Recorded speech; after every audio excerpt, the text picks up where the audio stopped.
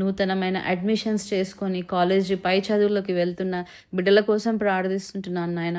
ఆ బిడ్డలు చదువుకొనుచుండగా కొత్త కాలేజు, కొత్త వాతావరణము, కొత్త మనుషులు, కొత్త లెక్చరర్స్ అంతా కొత్తగా ఉంచుండగా బిడ్డలకి నాయన అయా ఎలాంటి కన్‌ఫ్యూజన్ లేకుండా, ఎలాంటి తప్పుడడుగులు వేయకుండా, ఎలాంటి చెడు స్నేహంలోకి వెళ్ళకుండా, చెడు బిడ్డలతో వాళ్ళు ఉండకుండా సహాయం దయచేయండి నాయన. లెక్చరర్స్ చెప్పేది వాళ్ళకి అర్థం కావాలి నాయన.